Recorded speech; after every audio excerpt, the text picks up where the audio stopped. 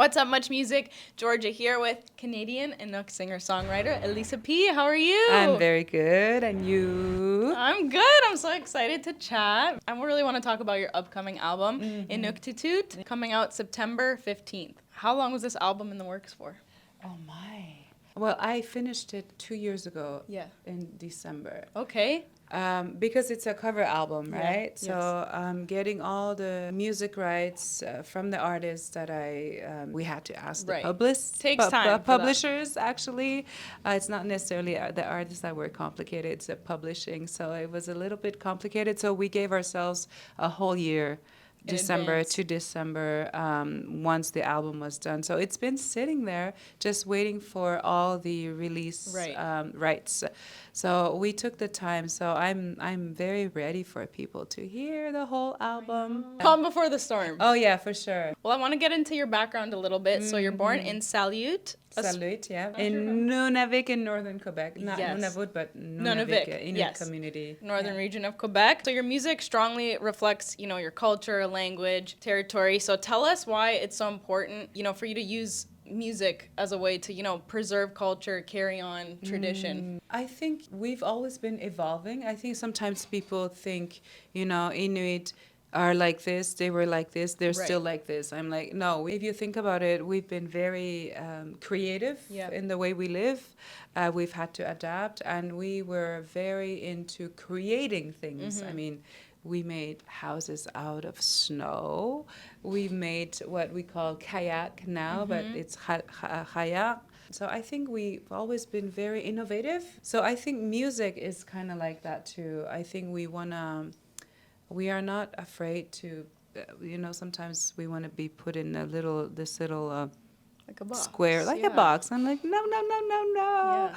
We like modern music. Yeah. So I think this album really represents this love we had for, music that was, yes, coming from white people, but, they were so precious to us. And they were also, just saying that we were also in love with these songs, and it was our right.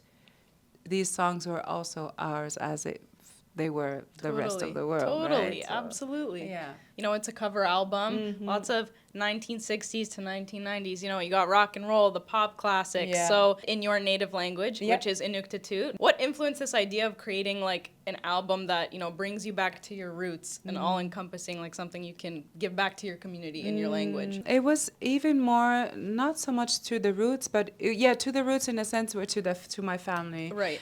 To my hometown, to my cousins, my uncles. I just had to really dig in a little further.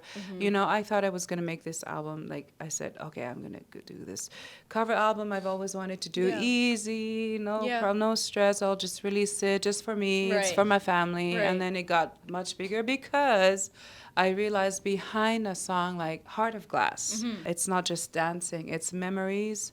Sometimes even bittersweet, Totally. So there's a lot of nostalgia. Also, I realized I'm like, oh, okay, I have to do some digging emotionally. So it really became almost like a healing journey, like a spiritual journey, even though these were huge pop songs. Yeah. Fleetwood Mac, like they have each song tell the story. Yes. It's like memories I have. I like that you very touch on profound. the nostalgia part of it. And I keep listening to your Time After Time cover. It's so good. It's so like magical. From my understanding, your uncle was a very big influence on you as well. Oh yeah, He's a musician. He was a musician. Yeah. Okay. A band called Sugluk. I'm sure some of you maybe have heard of them because they were part of this compilation called Native North America. Okay. Which is pretty amazing compilation of music. Again, 60s to maybe 1990s, something like that. And they were part of that compilation, so we get to hear 2 of their old songs. So nice. He's been such an inspiration. I think he's the best singer I know. He's most soulful anyway. Love that. So it runs in the family though. Yeah. We like to sing, we like to perform. Totally. Yeah. I love the idea of imagining my uncles back in the day in the late 60s, 70s, when they were hippies in the north. I think the image and the idea is so beautiful. And I think I was born in the wrong era. I think I I should have been You're an old soul. living in the 60s, 70s. So definitely I live kind of through them, through that image of, these kids who, leaving residential school, going back home for the summer, and a lot of music, a lot of rock and roll. And I mean, other than your uncles, who would you say is like your biggest music inspiration? I mean, there's newer stuff than my uncle. I mean, PJ Harvey is definitely a woman that I really, I don't know, something I connect in her punk side, but also a very raw side to the way she sings, but yet with these big, huge, beautiful melodies. But it's very in your guts, but yet there's some emotion that are a little bit, maybe sound a little bit harsh sometimes, but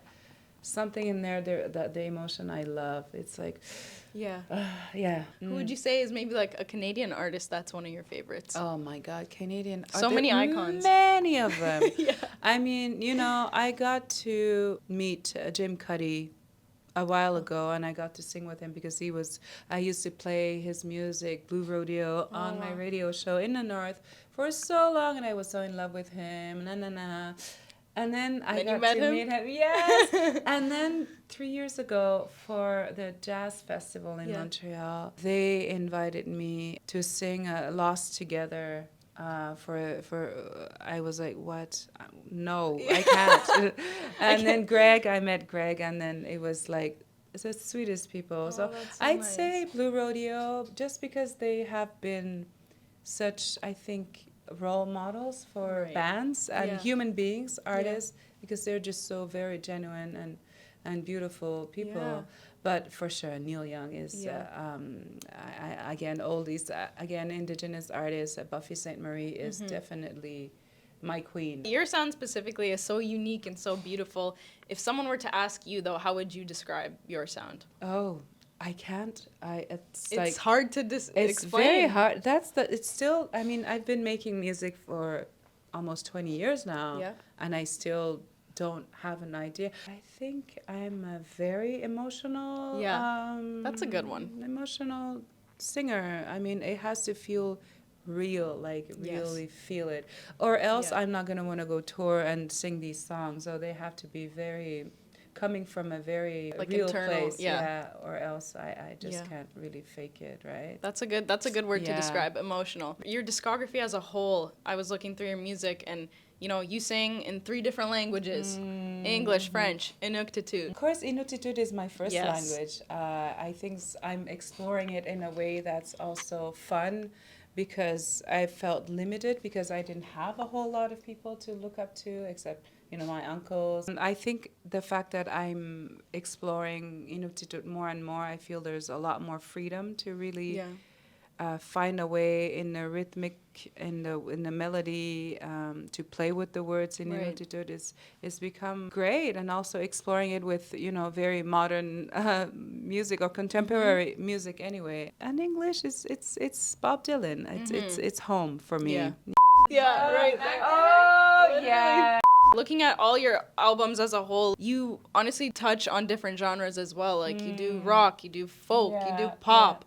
How it's very hard. Some artists don't even mix in with other genres. So is that kind of easy for you to kind of dip into different ones? I think I'm slowly, really, I feel like I'm coming to a place where I feel I'm grounded about my music. I definitely explore it, but folk is always, it's never far. It's not hard for me. It's just I have a lot of freedom because I've never really wanted to be this or that. I just wanted to sing. Let's make a 3 to 5 song playlist. What are your favorite songs right now? What are you listening to? So, I mean, favorite songs I would have a hard time saying, but I just would like to mention Phoebe Bridgers, just because my daughter is 17. I'm really loving discovering music through her love. I mean, of course, Taylor Swift is back. She never really left, but she's back again. So I'm also hoping to, I don't know, find tickets. Because she's going to Toronto, so please someone get Elisapie some tickets. Where my daughter and I would love to go. Canadian artists are amazing too. Basha Boulat, I love her. Are You in Love? Her song. Kendrick Lamar is always. Okay, let's go. I love Kendrick. I've done a few Kendrick Lamars doing my albums. I mean, To Pimp a Butterfly Butterfly. is it's older one. It's Yeah. not the newest one, but I listen to it all the time. When I go to the gym and I need to reconnect for songwriting, I listen to that album. It's crazy. Wow. It's so not near what I do. Yeah. But I think in the way he says real things about, you know, his community, about what they're going through, something very similar to indigenous people, Right. you know. Fleetwood Mac, Songbird. It is the perfect song. Yeah. I kind of remembered why I loved this song so much because I had kind of put it on the side because it was more ballad. Do you have any guilty pleasure songs, like something that someone wouldn't expect that you'd listen to? Oh my God. Okay, am I allowed? I don't think you should have a guilty pleasure song. Yeah, You secretly kind of love songs like that, but no. I don't think there's a guilty pleasure. Yeah, I that's think fair. all songs that are a little bit on the edge side are still amazing. I think each song that you love has its purpose. I love that. Well, Elisapie, thank you so much. Congrats. Nakormig. Oh, I love that. Ah, Can you teach me how to say that? Yeah, Nakormig. Nakormig. Nakormig. Yeah, you say it so well. Thank you.